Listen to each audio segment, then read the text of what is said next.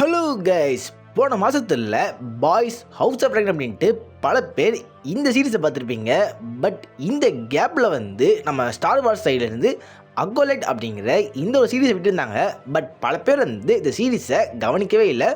But இப்போதைக்கு இந்த சீரீஸ்க்கான season 1 complete ஆகிடுச்சு. இப்போது இந்த வீடியோவில் இந்த சீரீஸோட ரிவ்யூ தான் பார்க்க போகிறோம்.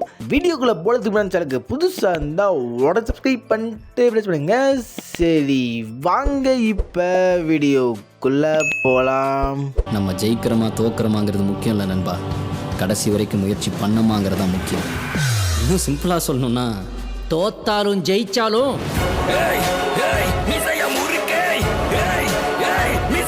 இந்த சீரீஸோட பிளாட் என்ன அப்படிங்கிற இந்த மேட்டர் பார்க்கறதுக்கு முன்னாடி இந்த சீரீஸோட டைம்லைன் பற்றி சொல்லிடுறேன். அதாவது இந்த சீரீஸ் பார்த்திங்கன்னா ஸ்டார் வாருக்கு ஒரு பயங்கரமான ப்ரீக்வலாக இருக்குது. அதை பார்த்திங்கன்னா ஆல்ரெடி ஸ்டார் வார்ஸில் ப்ரீக்வல் ட்ரைலஜி அப்படிங்கிற இந்த ஒரு படங்கள் இருக்கும்ல, அதுக்கும் முன்னாடி இந்த கதை தான் பார்த்திங்கன்னா இந்த ஒரு அக்கோலைட், அதாவது ஃபேண்டம் மெனஸ் அப்படிங்கிற அந்த படத்துக்கும் முன்னாடி நடந்த கதை. இதில் ஓபிவான் ஆனகின் அப்படின்ட்டு யாரையும் அவங்க காமிச்சிக்கவே மாட்டாங்க. இந்த சீரீஸோட ஃபினாலியில் மட்டும் ஒரு சின்ன கேமியோ இருக்கும். அந்த கேமியோ சொல்லி ஸ்பாயில் பண்ணல. பட் இது பார்த்திங்கன்னா ஒரு ப்ரீக்வல். இப்போதைக்கு இதோட பிளாட் என்ன அப்படிங்கிற இந்த மேட்டர் ஆரம்பிச்சிடலாம். இந்த சீரீஸோட மெயின் கேரக்டர் பேர் ஓஷா. இவ பார்த்திங்கன்னா ஒரு ஃபீமேல் கேரக்டர் தான். இப்போதைக்கு பார்த்திங்கன்னா இவள் கூடயே ஒரு ட்வின் சிஸ்டர் இருக்கா. அவள் பேர் மே.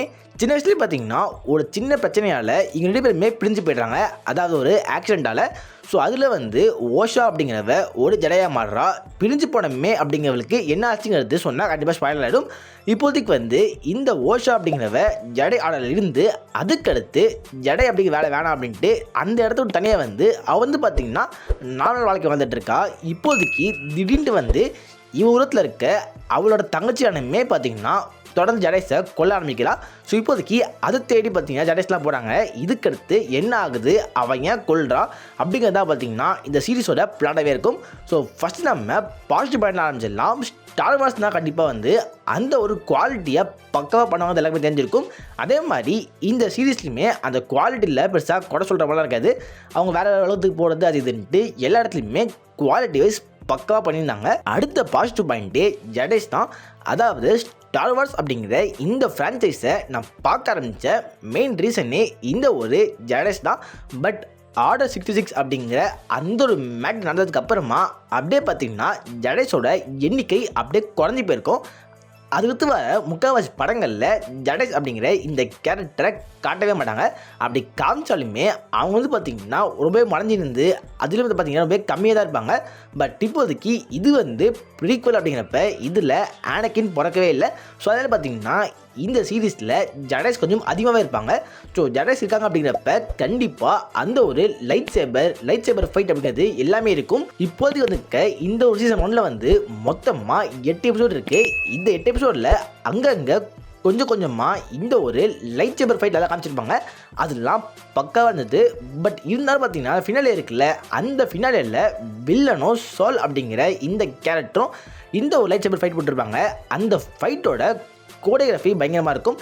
அப்படியே அவங்க ஃபோர்ஸு அப்புறம் லைட் சேபர் யூஸ் பண்ணி அந்த போடுற ஃபைட்டு கண்டிப்பாக தாறுமாறாக இருந்தது. அதுக்கடுத்த ஒரு மேட்டர்னு பார்த்தீங்கன்னா இந்த ஒரு சீரீஸ் ஸ்டார் வார்ஸில் கொஞ்சம் டிஃப்ரெண்ட்டாக இருக்கும். அதாவது பார்த்திங்கன்னா இந்த சீரீஸோட ஸ்டார்டிங்கில் இந்த ஒரு மே அப்படிங்கிற கேரக்டர் கொலைகள் பண்ண ஆரம்பிச்சிடுவா. அவள் ஏன் பண்ணுறா அப்படிங்கிற அந்த மேட்டரை லைட்டாக அப்படியே இன்வெஸ்டிகேட் பண்ணிகிட்டு இருப்பாங்க. மோஸ்ட்லி பார்த்திங்கன்னா ஸ்டார் வார்ஸில் இந்த மாதிரிலாம் இருக்காது. ஸோ இதில் அதில் கொஞ்சம் டிஃப்ரெண்ட்டாக பண்ணியிருந்தாங்க. அது நல்லாவும் இருந்தது.